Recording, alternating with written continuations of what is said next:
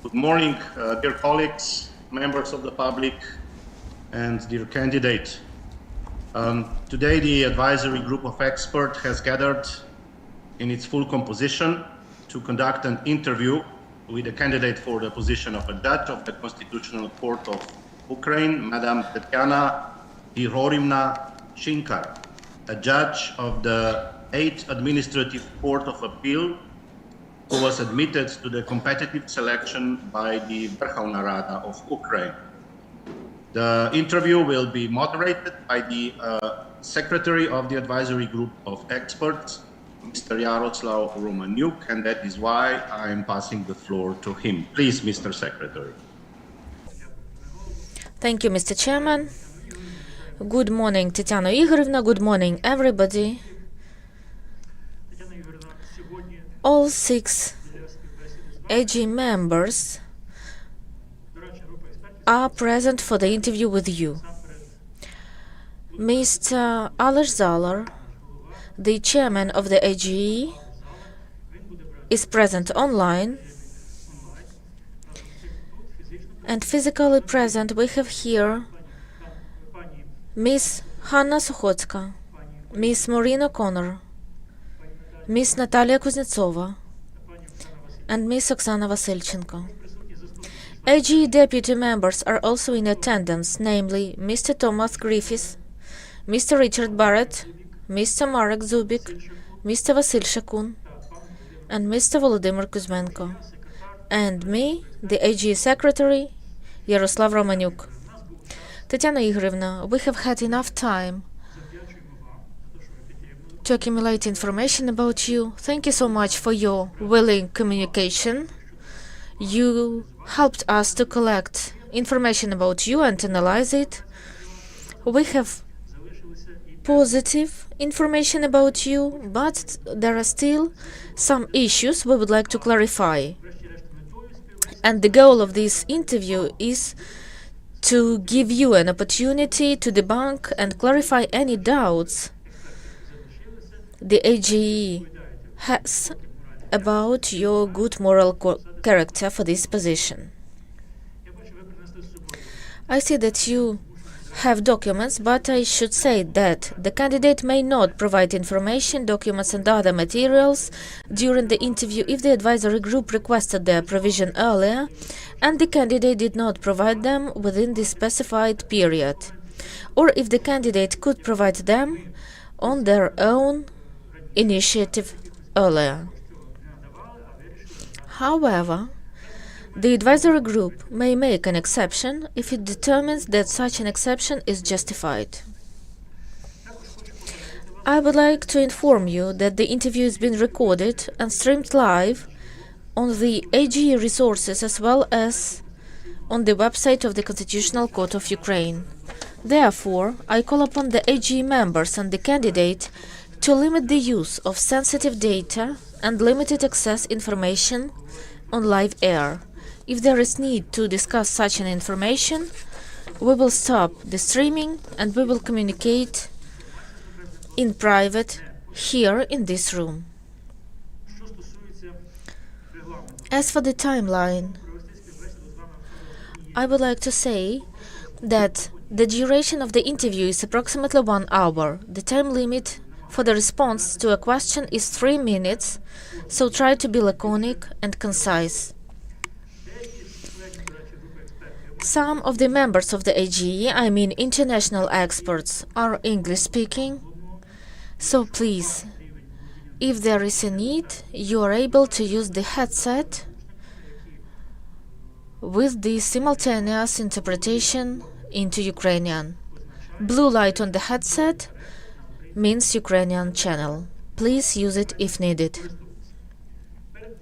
At the end of the interview, I would like also to say that you will have possibility to address the AGE and to the public with your closing remark up to 5 minutes.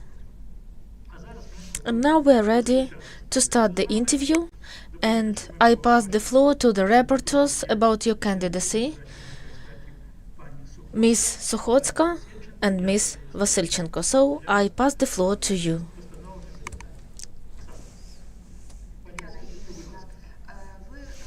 Tetiana Igorevna, as we have stated, you combine your work as a judge and you provide also scientific activity.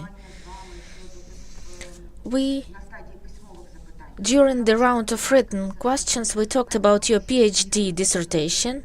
We know that you have already defended your doctorate thesis. And during your written answers, we paid attention to your PhD thesis. So today we can talk about it. So, in 2018, you defended your thesis for a degree of the candidate of legal sciences on the topic Application of Mediation in Administrative Proceedings, Domestic and Foreign Experience at the Lviv Polytechnic National University. We have already asked you about the fact of the borrowings from the works of other authors without any references. Thank you for your answer. I have provided already the answer. Please be closer to the mic and speak louder.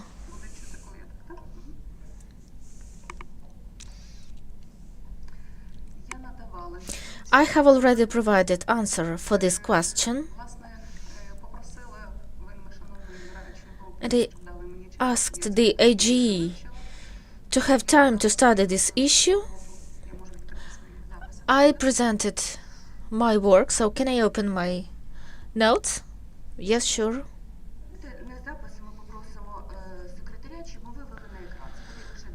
So we will start the secretary to show it on the screen. It will be for us. Thank you.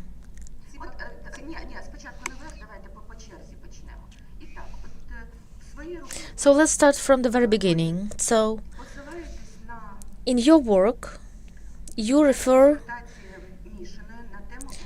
to the text from Mishina's article on mediation as an alternative form of dispute resolution. And you see the text that is completely identical. Okay, thank you. I can't see on the screen, so I use my notes.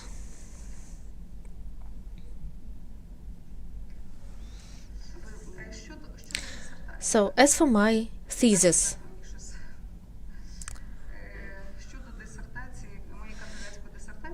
my PhD thesis, I have sent it to anti-plagiarism Unicheck system, and after the primary analysis, this program found 100% of similarity. Please pay your attention that the article of Mishina dated 2012 and your dissertation 2018. And when I analyzed it with the repetitional comparison analysis, the authors were stated from this text, I mean Miss Mishina, and there is referral to 3.95% of my dissertation. Yes, there are no referrals, but I pay attention to the fact that Mishina is mentioned on the page 22 as one of the researchers whose works are used as theoretical research. Tetiana Igorevna, yes, you can mention authors of the works that you researched, and in your reference literature it is also mentioned. It can be mentioned, but we see the absolutely identical text, so it seems as it has been copied and pasted in your dissertation, and in the text of your dissertation itself you do not refer Mishina. So you don't say that as Mishina says, as it is written in the article of Mishina, etc. Okay, look, this is the text that is identical to Mishina. Okay, then you refer to the article by the author Podkovenko, Mediation International Legal Standards. And here again, at the page 159, pages 171, 172, these are fragments from the article of the specified author without reference to his work.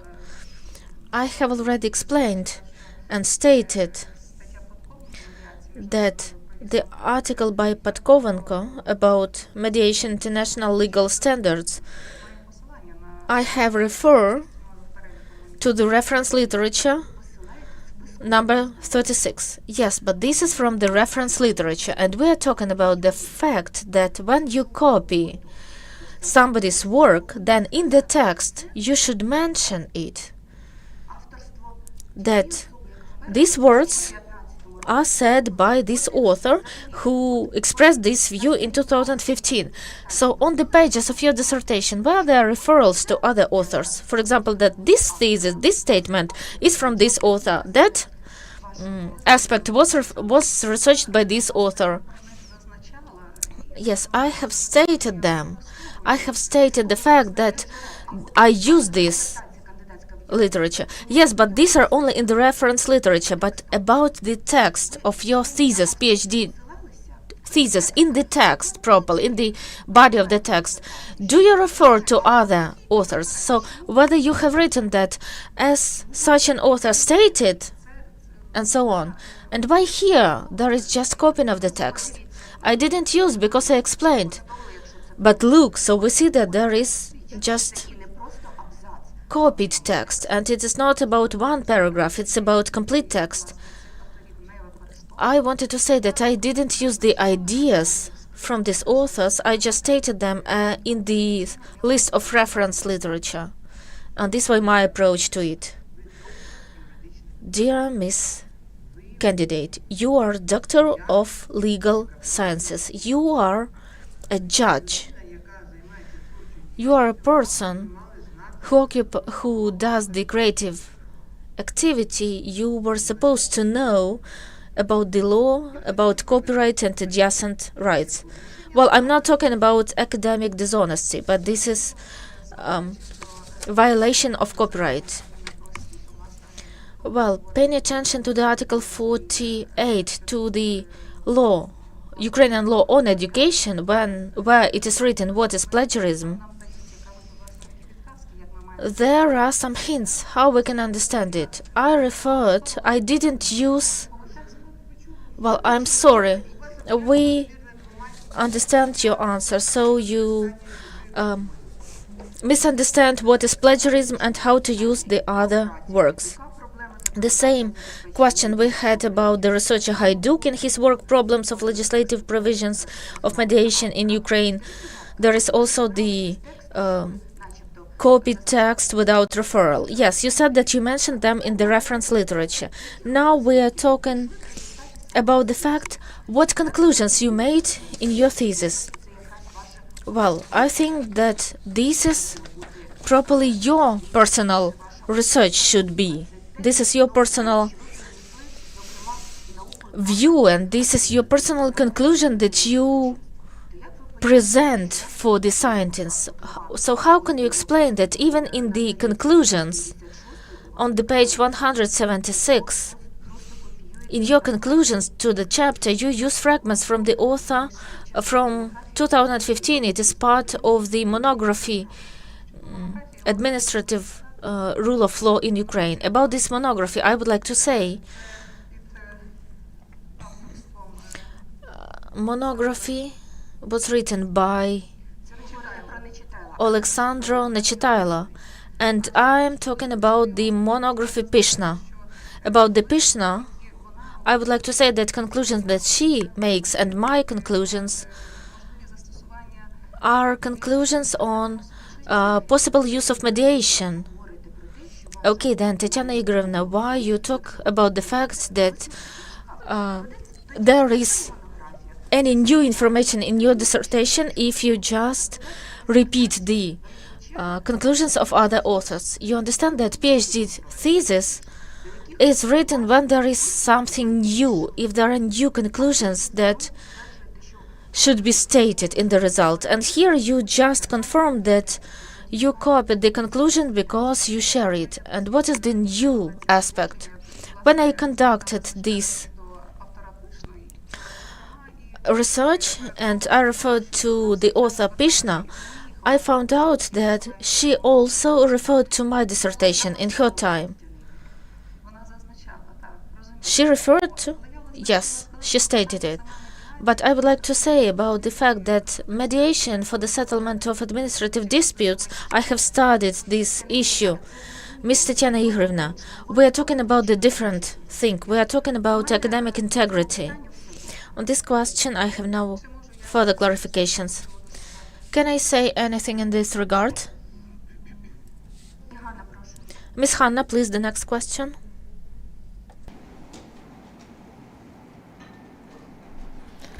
So now we are coming to the next question concerning some problems with declarations, your declarations. According to the declaration for the years 2015-2018, your deceased husband, Shynkar Leonid, since 28th of January 2008, owned an object of unfinished constructions with a total area of 263 square meters, which was put into operation in 2019. At the same time, you did not provide information about this specific object in line 34 regarding information about property that is owned, leased or otherwise used by family members of the declarant's declarations for 2013-2014. Explain why you did not provide information about the specified object in this declaration.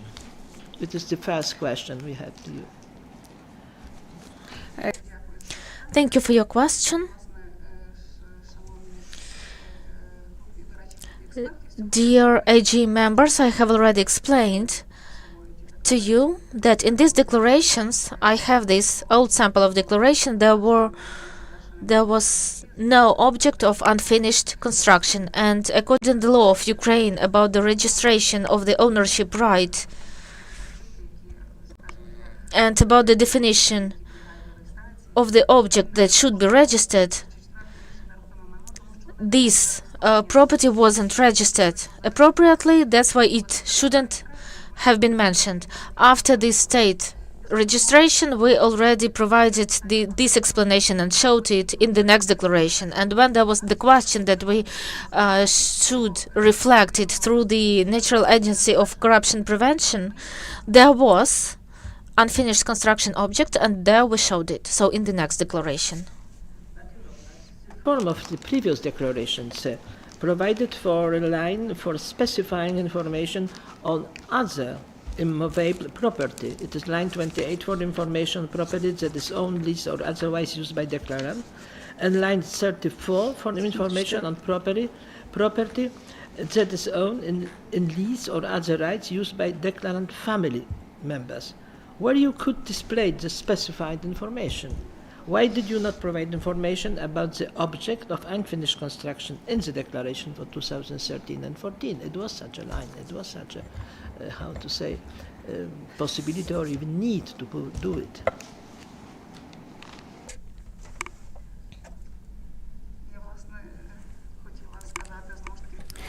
I am opening these declarations. I have them here with the relevant sections, and there are indeed lines 28 and 34 related to the declaring person and family members. And I would like to draw the attention of the AG members that immovable property should be put into operation, should be finished, and according to the law about the registration of property rights, the object which is the facility which is subject to the registration should not be declared because it was not put into operation yet, it was not commissioned.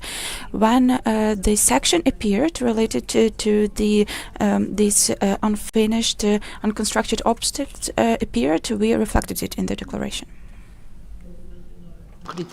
Concrete object, and it is object of important values, so for that reason it should be also declared in our opinion. And then in the annual declaration. І далі у річній декларації we thought like that. We thought that this object can only be declared if it is registered in the register as a object of property right. But back then it was an object of unfinished construction. We were discussing whether we should reflect it. We studied this question, taking into account the status of this object, and since it wasn't finished yet, we thought that it should not be reflected in this section, and there was no line entitled object of unfinished construction back then. Exactly just argumentation, because it existed. It was reality, the object, yes, with a certain even high value. So when you didn't register it, you treated it as not existent. So for that reason, it is not, how to say, fully in line with rational thinking. What does mean in the light of law?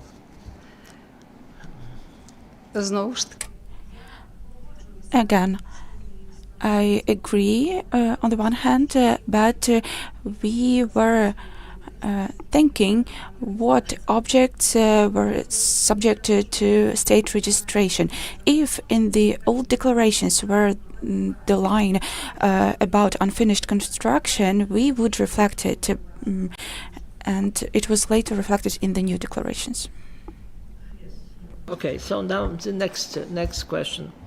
In the annual declaration for 2018, it is 4 years later, you declare a residential building with an area 2,603 square meters. I think that is the same building we are talking about. And in the annual declaration for 2019 and all subsequent years, you declare a residential building with an area of 185,4 square meters. Explain whether it is the same apartment buildings, it is the same house, because we don't understand. If so, why did you provide different information regarding its area in your declarations? Thank you for the question. When we were buying this house, according to the documents submitted for the registration, actually, the building had 263 square meters. When the building was commissioned into operation, representatives of the relevant state body came, entitled to check the real dimensions, and they established that the real area was 185.4. I don't know why there was this difference, but according to the agreement of purchase and sale in 2018, the total area was indicated as 263 square meters. I'm thinking probably it was due to the fact that there is an attic with additional area. Probably it was added to the total area. I cannot tell what's the reason, and we didn't change anything in the interior, in the area, and it was finally estimated as 185.4, and we received confirmation of it. That's my explanation. Thank you. It's explanation which involves a lot of doubts, because you agreed to have such a building, a residential building, which is smaller, about 100 meters than the first one, and it's different values than in such a building. How you accepted it? How it has happened? Yes, that 100 square meters and now going in the air. I don't know. Nobody knows what has happened with it. So it is a very, very unclear answering, yes, and very unclear for us. Thank you, Ms. Hanna. We were not buying an area on paper. When my husband and I came to see this facility back in 2007, there were already some repairs done with the communication, and the number of square meters we saw, if we may put it like that, satisfied us, and we were not focusing on the fact that it's 263 square meters on paper. I took today the technical characteristics, and there was technical passport of the object. Probably it's due to the fact that this technical passport was made first, and then the construction works started. Probably it is related to this factor, but we were not buying number of square meters. We realized that there were many things to do in this space. You use only the word probably, but as a judge, you didn't, how to say, make a closer, how to say, inspections or something like that. Why is it this difference? Yes, because you are only using here the word probably it was technical, probably it was done in this way. Probably is not a clear answer.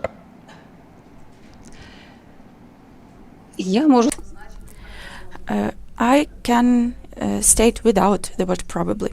We bought an object of unfinished construction. We looked at it and it satisfied us. We agreed to buy it. We understood that it might be bigger or smaller, and the real object will only have some meaning when it is checked by relevant authorities, when the necessary technical documentation is established, and when the object is commissioned into operation. That's how I can explain it without probably. Thank you. Then the last question concerning this issue. What is the approximate amount of money you and your late husband spent on constructing and furnishing this house? Yes. Why did you not provide the information to the advisory group of experts? We have no information. Yes, just because I didn't put it on. What approximate amount of money you spent for the, constructing and furnishing this house? Yes, why didn't you not provide the information to us? We have no information on this. When we bought this house in January 2008, and from the moment we moved there,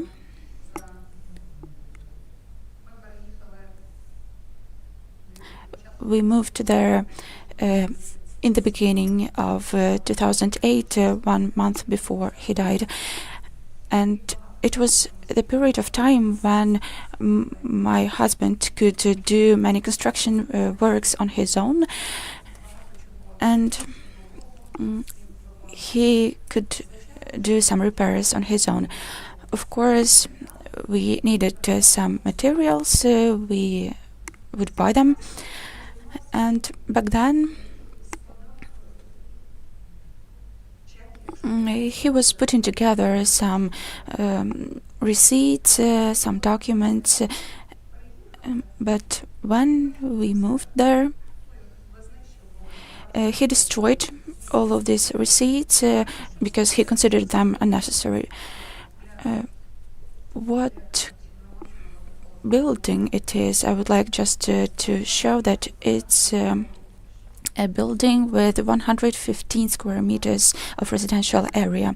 There is a garage in this house and some additional space.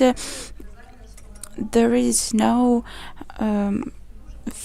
rich interior in this house. There is only very simple tales, only very simple things. So to put it together, I was thinking about what can be the cost. Probably it was $40,000 back then, but I cannot say for sure. To be sure, you would have to have some basis. I was thinking about the cost of the tails and other materials. I tried to add it up, but it was just my consideration. Everything was approximate. Тетяна Ігорівна, якщо дозволите, давайте Tetiana Igorevna, if you may, we would like to speak about your obligations according to the law about the status of judges. You do not deny that the daughter of your husband got a certificate of the right to practice law. Why didn't you give this information in your declaration about family ties? I will explain it. I knew that the daughter was working as an assistant. Of course, I knew it. I knew that she was helping to an attorney, so actually she was an assistant. My husband, from the moment when she became an assistant of an attorney, he filed papers of self-recusal from the moment of her employment.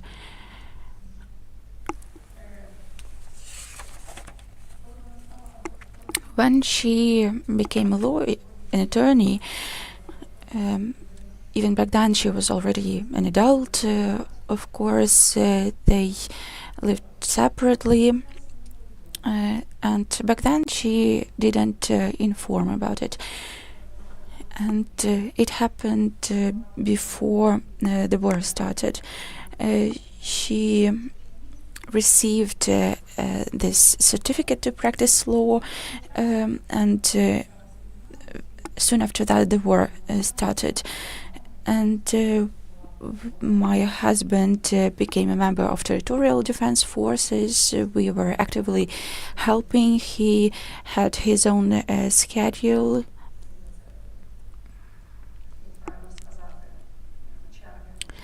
And he was on duty. It was quite difficult in the part we live in. And when he came back, he would say, he would tell me about what was happening during the first days of the invasion.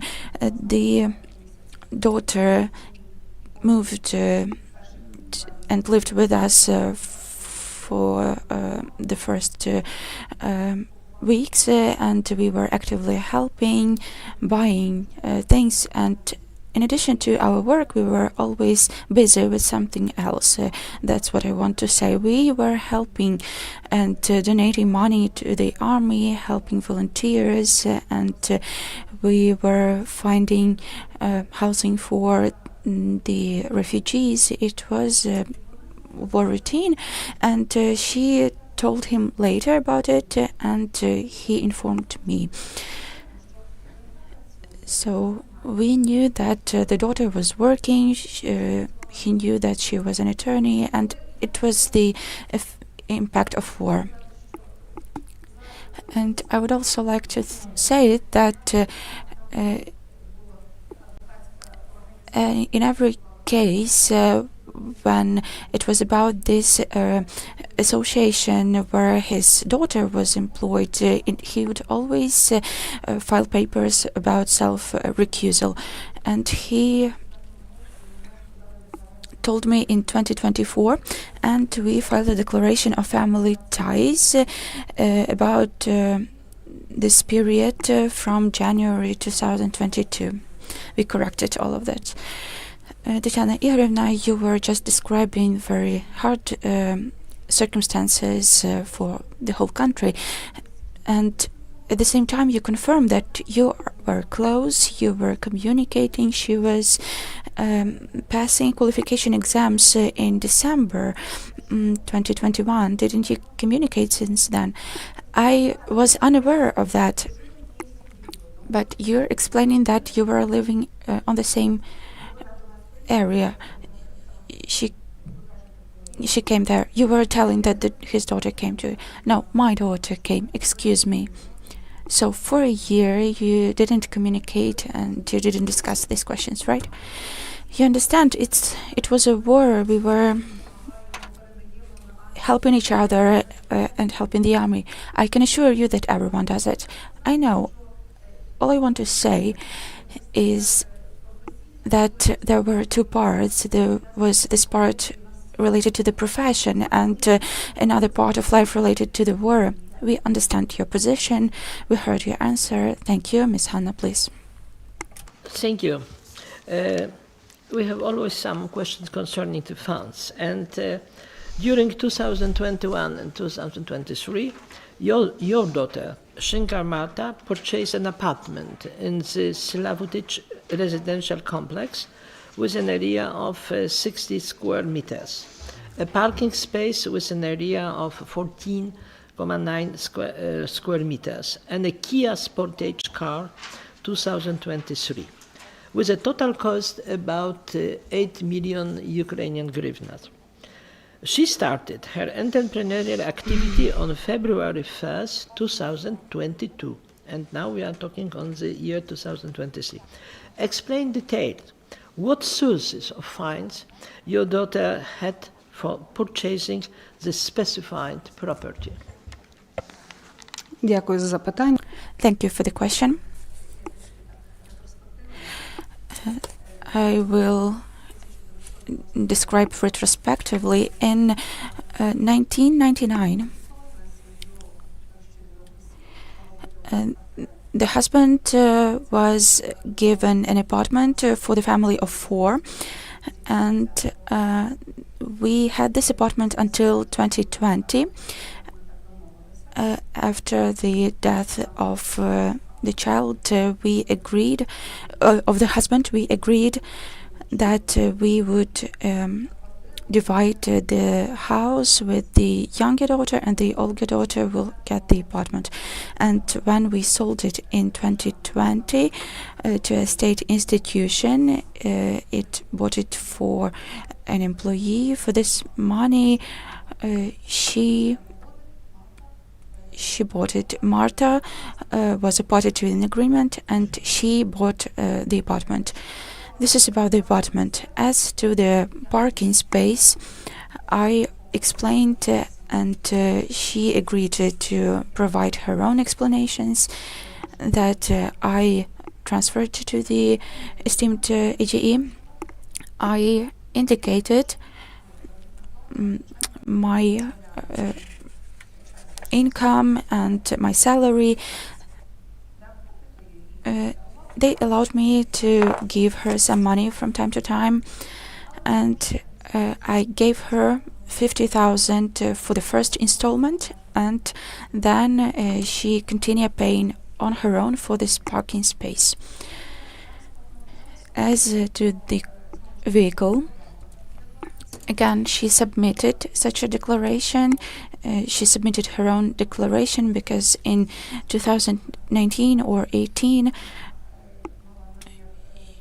she wanted to get a position in one of the state bodies, so she submitted a declaration reflecting the sum of money she had. She is an adult and she lives on her own since 2013, 2012, 2010, sorry. And since 2012 she started her own working activity, and she showed what she earned during this period.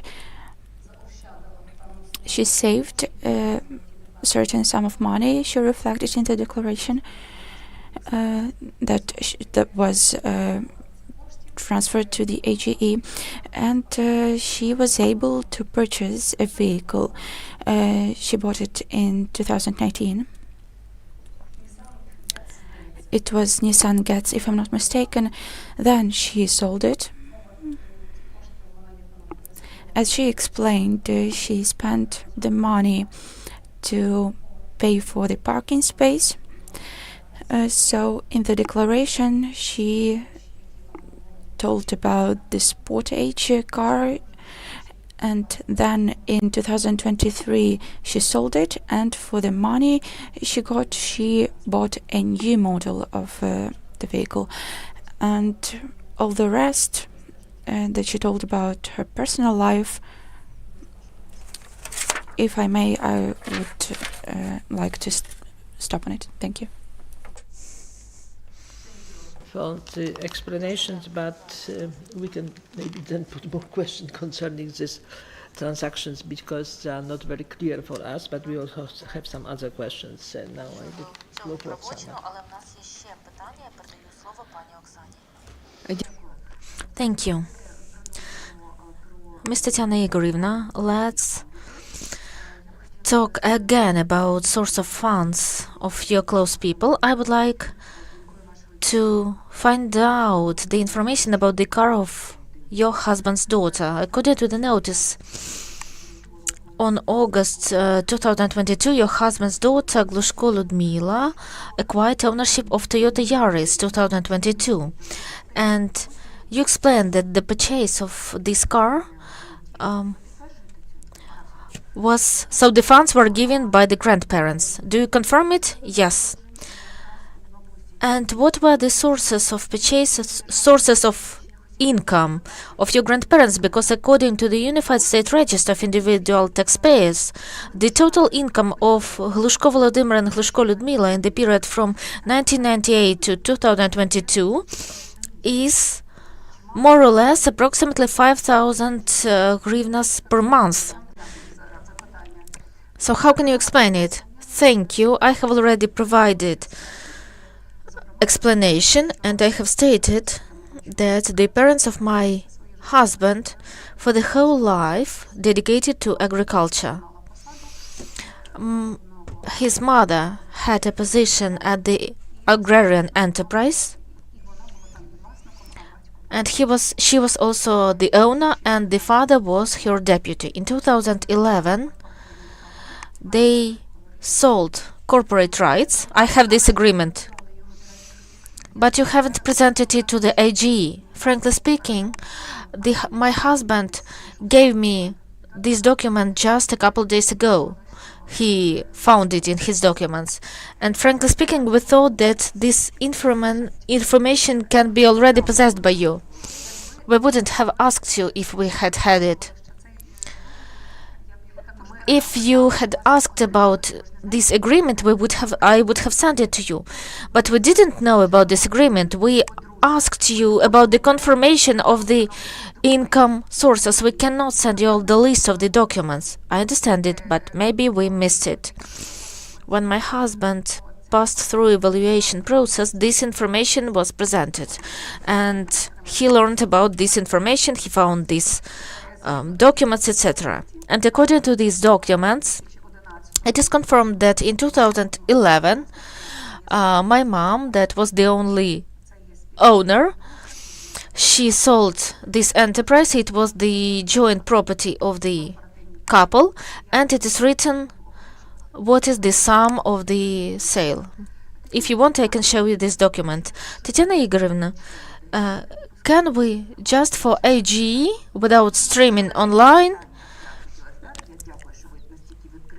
I am thank you for your openness and transparency, but there were a lot of questions about the house you live in, and you know that the AG is open for the collection of information and public organizations are actively involved. And we have a photo of the house where you live. Can we show it to the members of the AG? Please stop the streaming. So we see it is not streamed online, we can see it only here in this hall. How do you think the sum of funds that you invested with your husband and the object that we see, is this sum relevant? Yes, sure. You know, frankly speaking, I know how it happened, all the steps that were taken, and I have already stated in my answers to the AGE that this house with the area 115 square meters. There is also a garage. And as we see it from the altitude, it was formed, we purchased it. We have just renovated the facade, so the external, and there is also a small garden, and we just post a bit of pavement. So to make it clear, this part of the object that you see here, it was a plot that before was for construction goals and for sale. And when we just went there, we understood that there were some fences, we saw different fences. So all these objects around us, they have already been sold. And we moved into this plot. There was a house. Inside, it was just some basic reparation. There were the communications. It was covered with a roof. And we had just to install door and windows. And please believe me, I could even invite you. There is just a very ordinary reparation without any extraordinary. There are no wooden furniture, so everything is very simple. But we should start at the information that has been presented to us. So thank you for your answers. Ms. Sukhotska? Excuse me, could I just, we're offline? I mean, are we on camera or not? We are on camera? No, okay. So, are we on camera? Okay. Could we go? There is, we are on camera. We're on camera. Just this photo was seen only by us, not online. Another question that might be sensitive, and so that's why I asked for if we're on camera. Could we go off camera just for a Прошу second? обмежити трансляцію. Yes. Okay. I asked to go off camera. So I would like to go to another question. By the decision of the High Qualification Commission of Judges, dated February 11, 2019, you were recognized as having failed to prove your ability to administer justice in the Cassation Administrative Court as part of the Supreme Court. Explain the circumstances of the decision of High Qualification Commission, because you know it is of great importance when you are asking for being a judge in the Constitutional Court.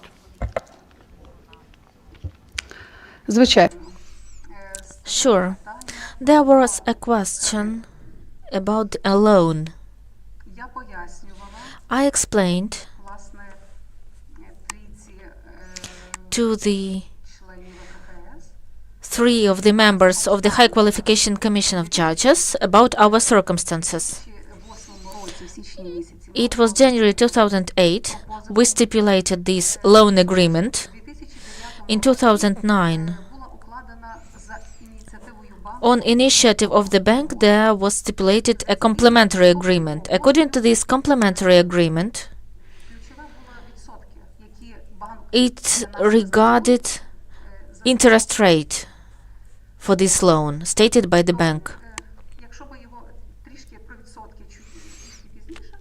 I will talk about this interest rate a bit later.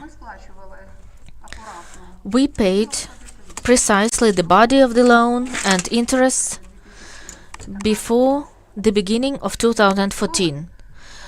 My husband was military serviceman, and a lot of banks just helped the people who took loans.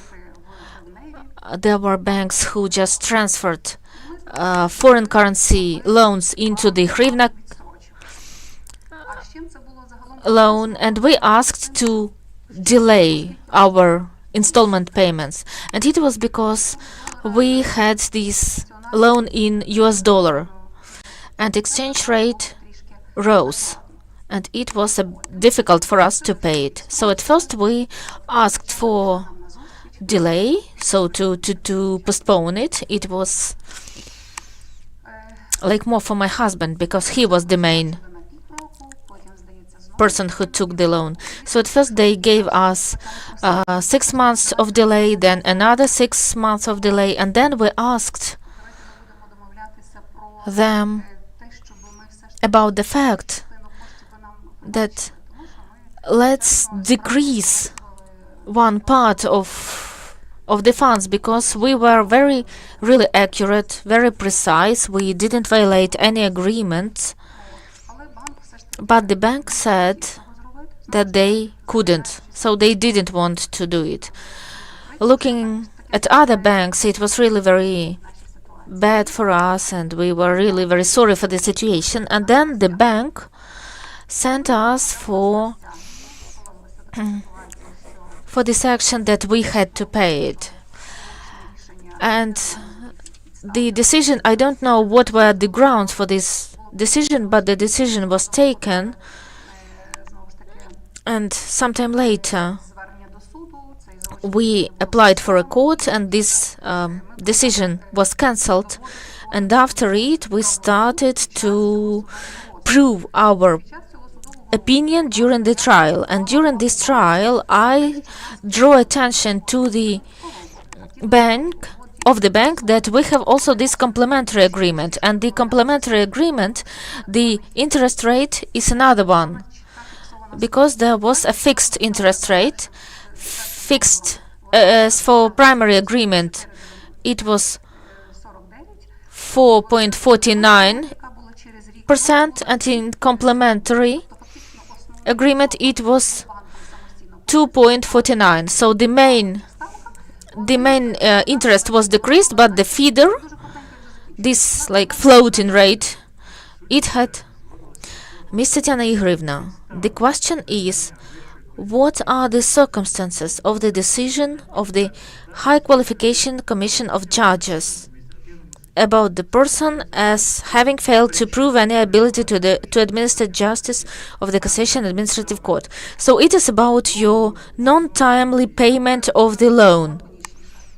Okay, I will be more laconic and concise. So this was this controversy in the trial. During the trial, we decided to conduct an expertise, and during the expertise we presented our documents. The bank didn't submit their documents, but we did, and I have a deliberation about the fact that the bank hadn't presented their documents, and in the end the bank rejected their claim. So they said there is no more claim. And during the evaluation, during this assessment, it was the year 2019, February. At that period, the bank was just deciding what to do, and there was expertise. Maybe they wanted to study some circumstances about the fact whether they can claim us. And when the bank understood that they were not right, if I can say it, then there was this deliberation and their rejection from the claim. Ms. Tetiana, can I ask the complementary question, please? Do I understand correctly? So you say a lot of things and I cannot get to the facts. So the bank rejected to obtain money from you about your loan. So you said that the proceeding was closed. Thank you. No, the bank rejected, so they decreased the sum. What was the sum? It was 30,600 hryvnias. It was body. It was body of the credit, and there was also interest, but the interests were not calculated. So, and they counted the interest rate in excess. Tell us, please, at that period of time, you were at the position, I was at the position of a judge of the appellate court, and where this claim was considered. In the court of the first resort, it was general jurisdiction. Tell me, please, there is very important question. Under such conditions, can An outside observer may get an impression for these events that such a decision from the bank was motivated by the fact that you hold a position in the appellate court. Thank you for your question. If this was the logic of the bank, I think at the beginning they would have agreed. But they didn't want to do it. I mean, bank. They wanted to take this money from us, and they claimed it. Tell me, please, were there any analogical situations as for other persons who took the loan in foreign currency and who were in the same situation with you? Have you analyzed the situation? I can say that I traced this issue and a lot of banks at this period, but we are talking about your bank. So your bank, did they have this practice, like to forgive loan, to forgive the debt?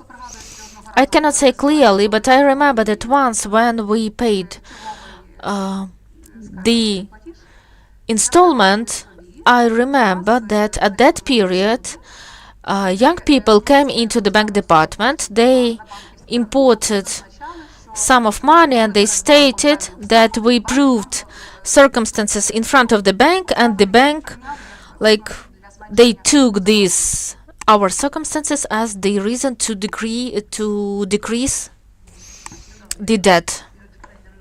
Bank system and all the operations, but finally the decision has been taken by High Qualification Commission of Judiciary, and the decision is still valid, that you failed to prove your ability to administer justice in the cassation court. So for us it is important, because we are now discussing your integrity as a candidate for a judge in the Constitution Court, yes, and this decision is of great importance for us, despite all the operations in banks. Yes? So because High Council of Judiciary didn't change the decision.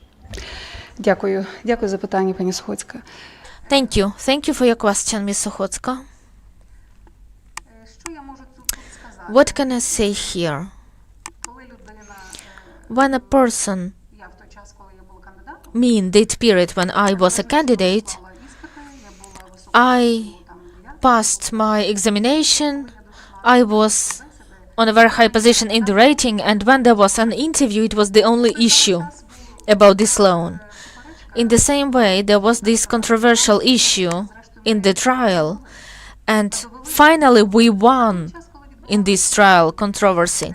But during the interview, during the evaluation, the composition of the High Qualification Commission of Judges, it was not in full composition. There were only 3 members. I remember that day. I explained it. I told this story. I told about the fact that we did everything to defend our right, because we thought that if we had an agreement, and if the agreement was stipulated between 2 subjects, then both sides should follow this agreement. And in this situation, it turned out that one of the sides of the contract didn't follow the requirements of the agreement. I explained it, but I wasn't hurt. Are there any other questions? I don't have more questions. Доповідачів немає запитань. The rapporteurs don't have any other questions. Are there any other questions from the members of the AGE? Mr. Vasil Ivanovich Shakun, please. So, you have been already a judge in administrative court. You have success.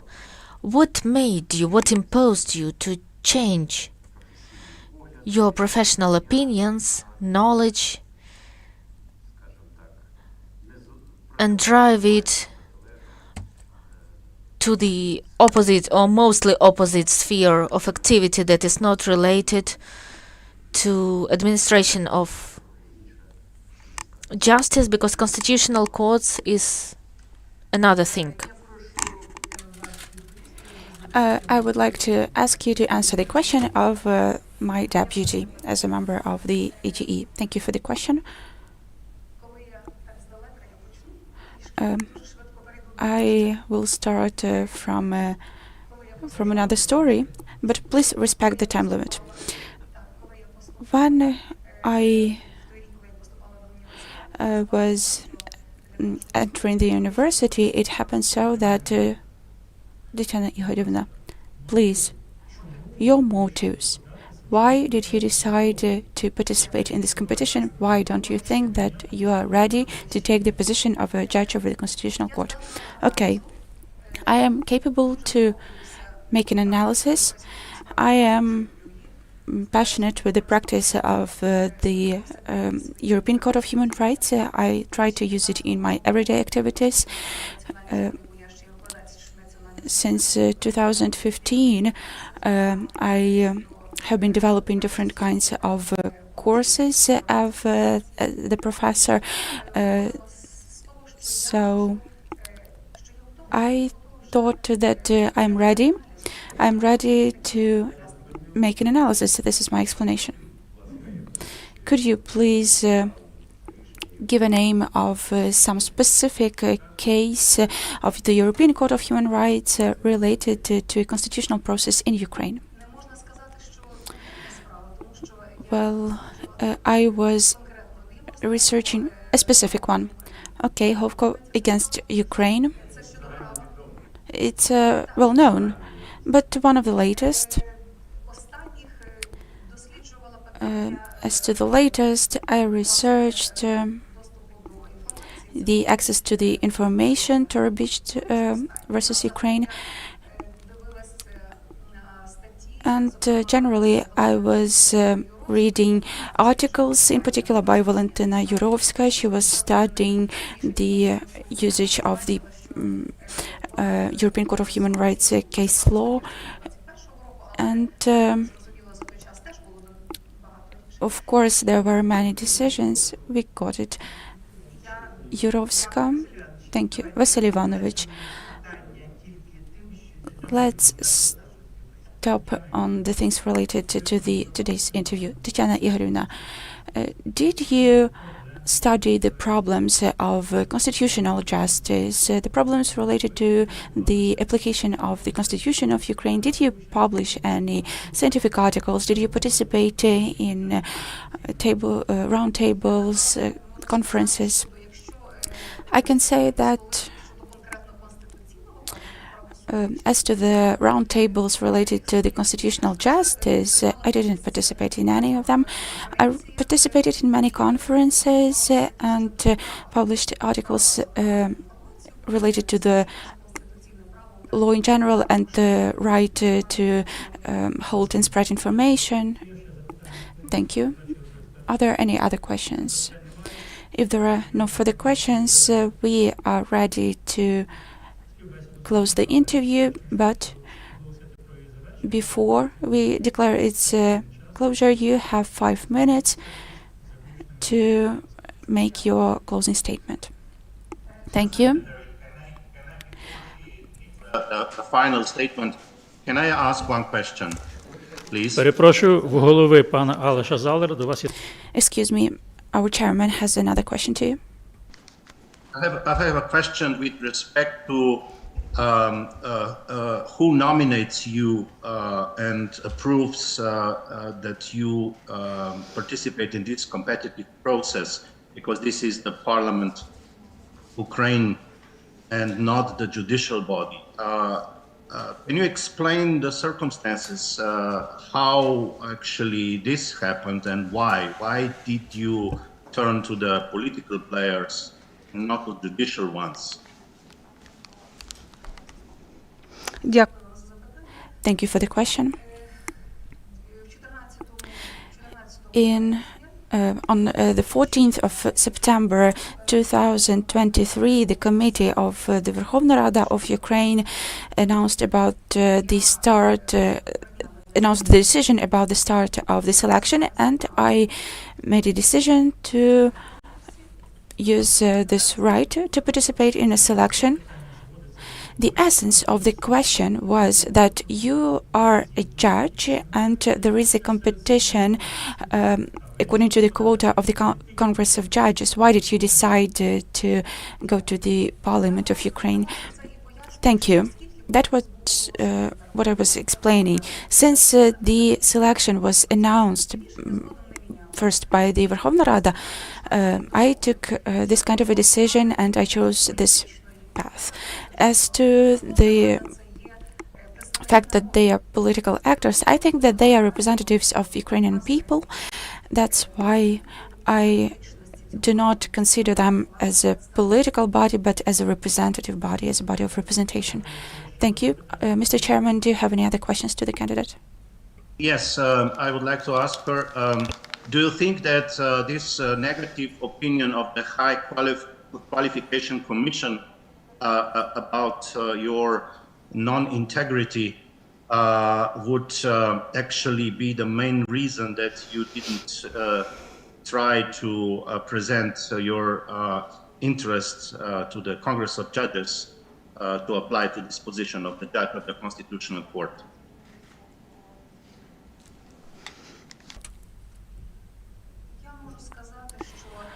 I can say that this opinion was not a reason, was not the ground. I think that at every stage,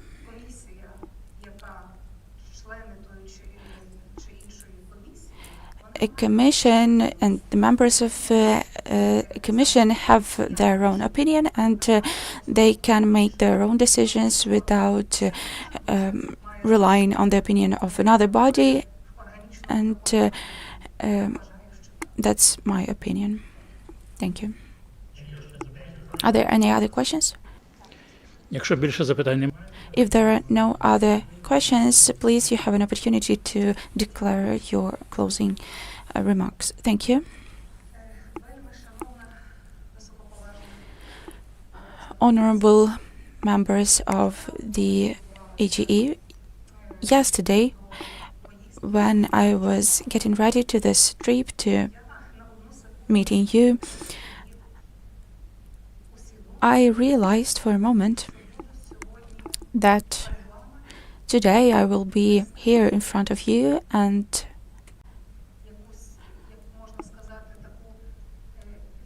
I will have a very important moment in my life, and I will be responsible in front of myself and in front of the people, because any person is able to listen to us today.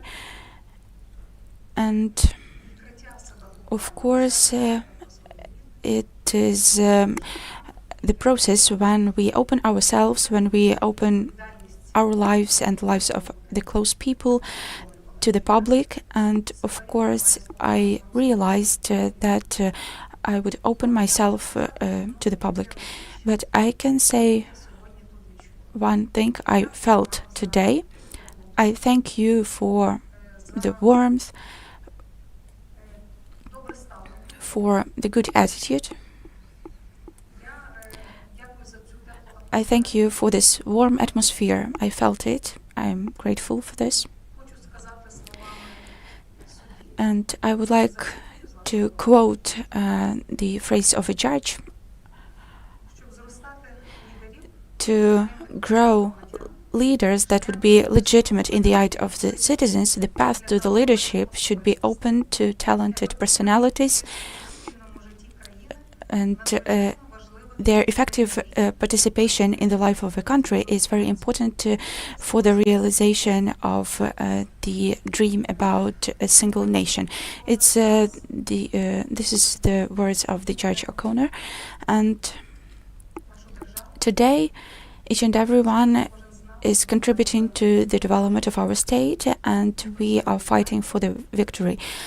Someone is doing it on his own, and some people are gathering their efforts, and I would like to say that in these difficult times